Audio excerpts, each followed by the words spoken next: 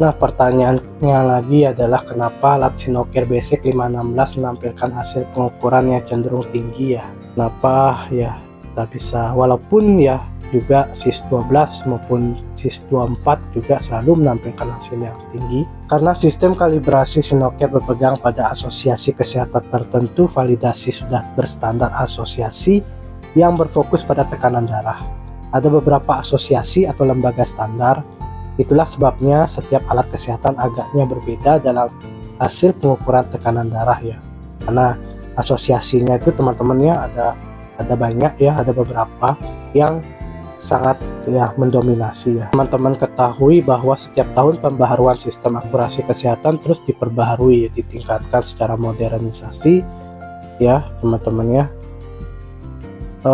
Standarisasi akan berubah ya. Kenapa demikian? Supaya tingkat gejala hipertensi itu bisa diminimalisir ya, atau dicegah ya, karena semakin tingginya hipertensi ya, gejala hipertensi itu sangat mengkhawatirkan, sehingga perlu adanya peningkatan sistem atau kalibrasi kecanggihan di setiap bidang alat, terutama alat kesehatan digital. Adalah pertanyaan lagi, apakah ada datanya terjadi perbedaan standarisasi dari asosiasi ya?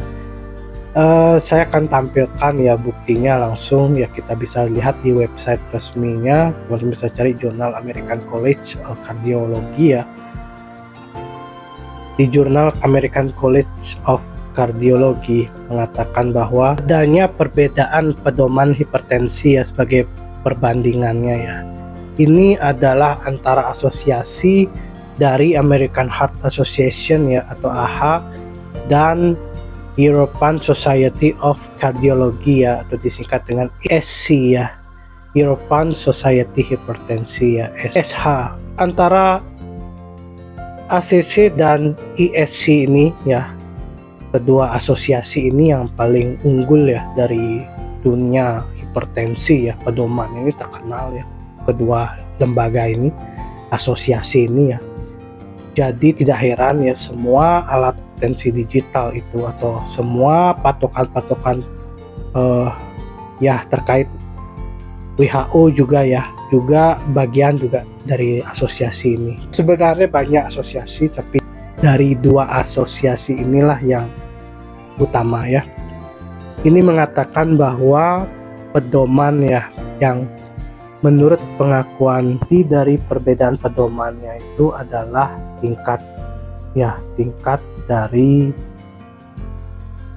orang yang mengalami tekanan darah ya yang melebihi 130/80 mmHg yang menderita hipertensi, dan tekanan darah harus diturunkan hingga kurang dari 130/80 mmHg secara keseluruhan.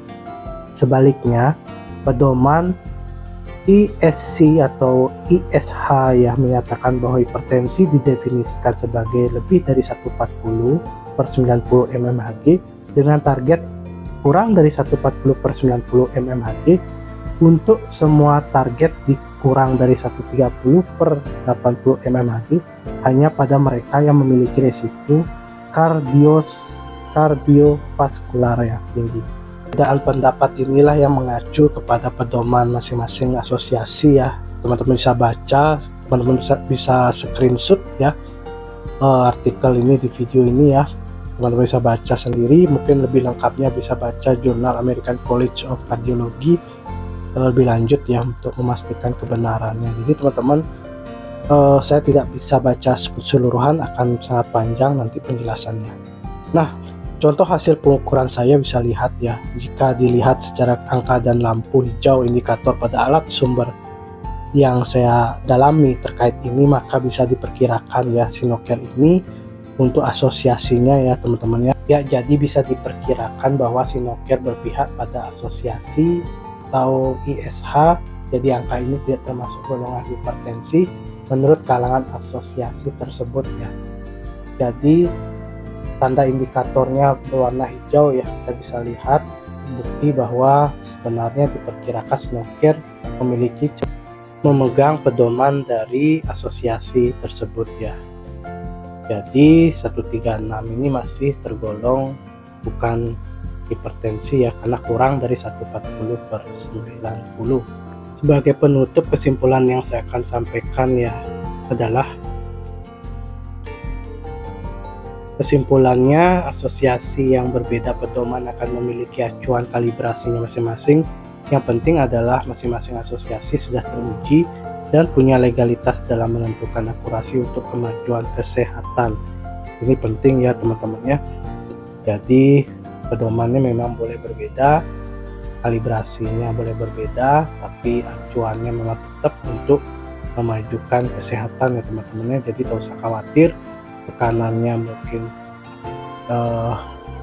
lebih tinggi ya, untuk akurasinya lebih tinggi, hasilnya cenderung lebih tinggi, karena sebenarnya itu adalah punya semacam perbedaan atau semacam pedomannya masing-masing di setiap asosiasi ya. Jadi semua itu sudah disepakati bersama. Terima kasih sudah menonton video ini ya. Jangan lupa subscribe jika teman-teman menyukai video saya, like videonya agar ke depan channel ini bisa lebih berkembang lagi. Sampai jumpa lagi di video saya yang berikutnya. Salam sehat untuk semuanya.